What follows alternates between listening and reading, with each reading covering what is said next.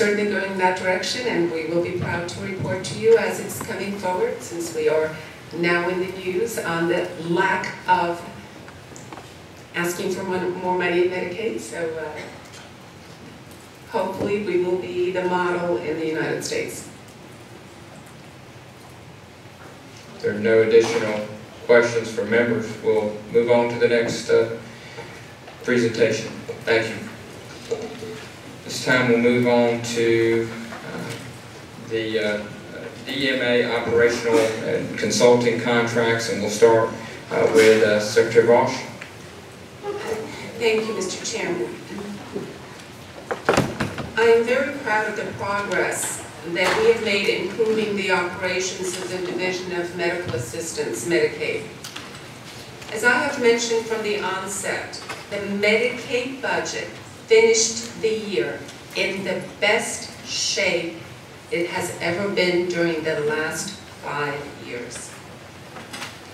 This year, Medicaid didn't finish the year with hundreds of millions of dollars in cost overruns. We are bringing better predictability to the Medicaid program. And one of the reasons we were able to close out the year as effectively as we did was with the assistance of our contractor, Alvarez and Marcel. They are working with us both on assisting the day-to-day operations and helping to create a strong Medicaid division and a better forecasting model. At this time, I would like to ask Dr. Robin Cummings and our team to provide additional details on this contract and this relationship. Dr. Cummings. Thank you, Secretary Bosch, Representative Burr, co-chairs, members of the Oversight Committee. I very much appreciate the opportunity to address you this morning on what I think and what we all agree is a very important topic. In way of introduction, I practiced cardiothoracic surgery in North Carolina for 20 years, and during that time, as part of my personal practice, as well as a board member of a large multi-specialty surgical clinic and community hospital, I was very involved in the care of Medicaid patients and working with North Carolina Medicaid. I saw Medicaid from the point of view of a provider. Following my retirement, I worked for 5 years as the medical director and executive director of community care of the Sandhills, which is one of the 14 networks of community care in North Carolina. My network covered 7 rural counties, and I worked with 110 primary care practices, over 250 physicians, and led a team of 55 nurses as we case managed and coordinated the care of over 70,000 Medicaid patients. I joined the department in March 2013 as director of the Office of Rural Health.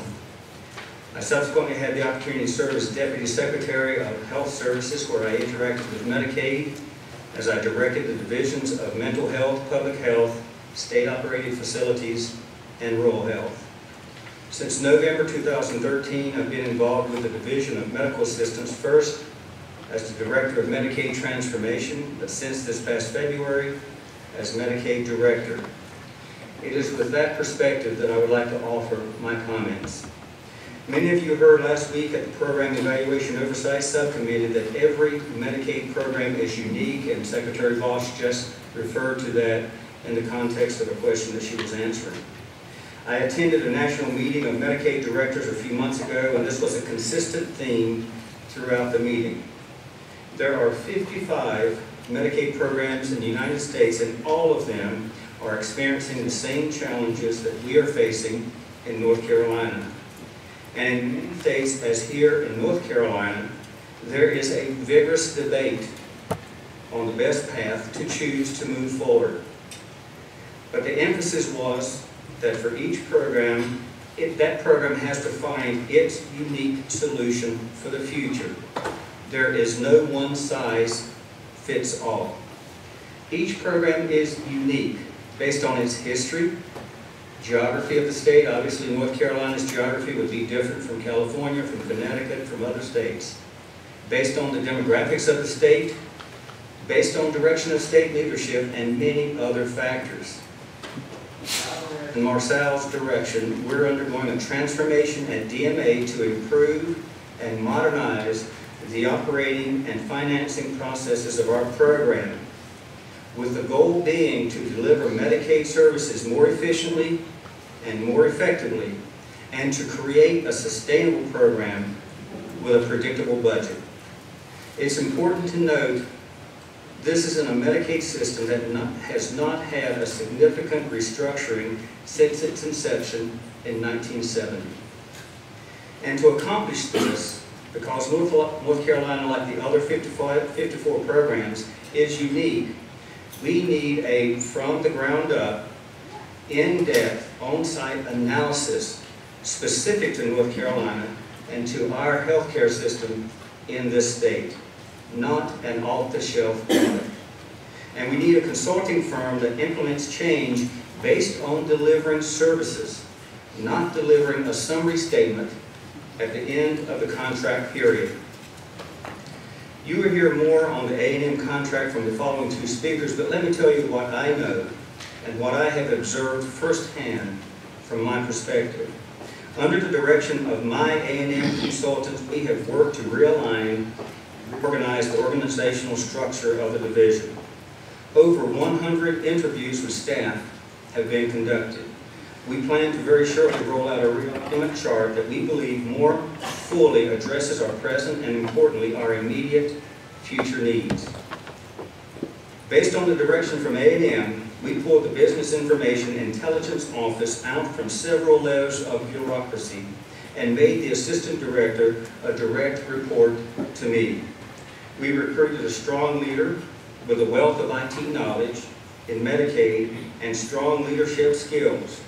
And under his leadership, this office performed at a very high level over the past 3 months. For example, Steve Taylor and his team responded to 179 requests for data from our legislators, fiscal research, the Office of State Budget, providers, and many more. Now, these requests, it's important to note, can take anywhere from 2 to 3 days to several weeks of back and forth before the question is adequately answered. And this 179 in the last 3 months is compared to 175 in the 6 months prior to that time. And I've received many compliments and comments regarding the quality of those data reports over the last few months. Through focus, coordinating scheduling and work distribution with daily review of outstanding requests, balancing quick turnaround work with longer-term questions, setting reasonable but aggressive target completion dates for work, minimizing lost productivity by optimal time management. The Business Intelligence Office has become the poster child for what we plan to accomplish across DMA. Likewise, we established a tracking system for all requests coming into the division. Over the past 3 months, Melanie Bush and her team have coordinated the response to over 350 requests from constituents, providers, legislators, and many others, ensuring that the response was timely and the response was coordinated to give accurate data. Under A&M's direction, we've emphasized communication within DMA as well. We just completed a division-wide staff survey asking how best to accomplish effective coordination and collaboration through communication across the division. We are emphasizing agenda-driven meetings at all levels. We are conducting a lean-based examination of our present onboarding process for new employees. We held a retreat several weeks ago, and DMA leadership established new mission and vision statements and a set of values. Our new mission statement: using the partnerships and resources of Medicaid to improve health care for all North Carolinians. Our new vision statement: leading the transformation to a healthier North Carolina. We see DMA as being a leader in health care in North Carolina. And our values: accountability, own your work; integrity, own your actions; collaboration, value partnerships; innovation, identify solutions; communication, connect with others. And within finance, A&M has been indispensable over the last months, working with CFO Rod Davis to monitor our Medicaid budget, at times literally line item by line item. And as you've heard, we reverted for the first time in 5 years money back to the general fund. You will hear later more about our efforts for future budgets and forecasting. Presently, A&M is working with our staff to review all the contracts, first to determine if the contract is needed, and if so, looking for cost savings to assist in the requirements of our accepted budget. They're working with Assistant Director Sabrina Lee to evaluate our PACE and PCS programs to build financially sound and sustainable programs for the future with predictable growth and budget needs. We plan an Employee Appreciation Day this Thursday where DMA leadership will be serving our staff tacos. Senator Tart, I think this is an example of how we're trying to build a culture for our staff where they feel that they're part of something, where they can identify, where they see their role, and they see their opportunity for advancement within our organization. Now there are other examples of what A&M has brought to the table or encouraged leadership at DMA to pursue. I believe we have a positive story to tell, but I will end with the following observation. Last week at Senator Hartzell and Representative Howard's Medicaid Subcommittee, 3 models for the future of Medicaid in North Carolina were detailed. All of these models are the attempts, experiments by various states to find the one best solution for their state. I was very encouraged when 2 of the members suggested, and the chairs agreed, that the subcommittee should hear and perhaps consider a 4th model, based on what is presently being accomplished with ongoing work by Secretary Bosch and the department within the Division of Medical Assistance. Through the service-oriented delivery model of Alvarez and Marsalis, we have a solid, real-world understanding of our current operational and workforce capabilities. And importantly, we have a plan to move forward. We've made a great start on a sure path toward finding a solution to a sustainable Medicaid program that is unique to North Carolina. I appreciate the opportunity to share this update, and I look forward to returning with additional developments in the months ahead. Thank you. Thank you, Dr. Cummings. And if you wouldn't mind, at the end of the meeting, I think you were reading from written comments. If you wouldn't mind submitting them to the clerk for the record so that we'll have them as well, we'd appreciate it. Save her a little bit of time from having to retype those. Secretary Bosch? You're going. This time I think is it. Thank you very much. At this time, if I may ask Dr. Melissa Glynn, the Managing Director of Alvarez Marsalis, to please be kind enough to present. Good morning, Chairman. Good morning, members of the committee. It's my pleasure to be here on behalf of my firm and my team here working with the Division of Medicaid Assistance, and we prepared a short presentation to walk you through some of the highlights of some of the work that we're doing. But let me first take a moment to introduce myself and give you a little bit of background on Alvarez and Marsalis. Myself and my background, I have 20 years of experience working with social sector transformations and with large-scale government programs, specifically when there's been technology or compliance-driven change. And those are similar situations to what we find here with the Division of Medicaid Assistance. And have worked on behalf of A&M with other state Medicaid programs in the states of Pennsylvania, Maryland, South Carolina, and within multiple other states with large compliance-driven and regulatory environments. Let me tell you a little bit about Alvarez and Marsalis as well. We're known as and regarded as the largest global turnaround firm in the world, and the only firm that has a dedicated public sector practice that routinely works with government entities like DMA.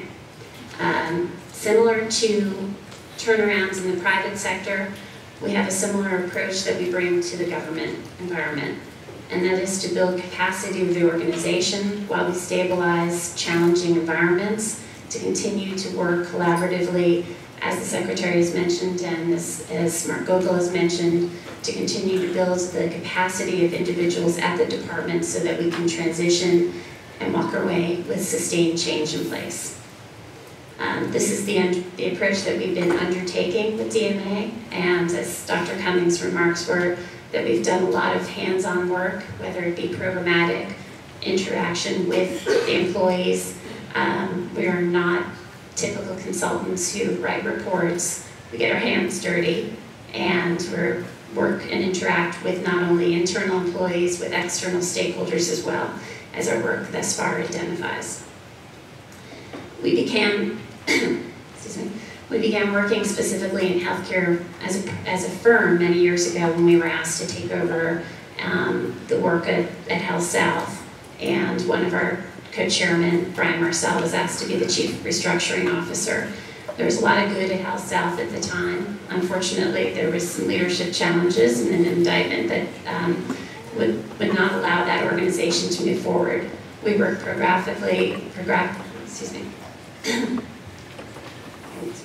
Thank you.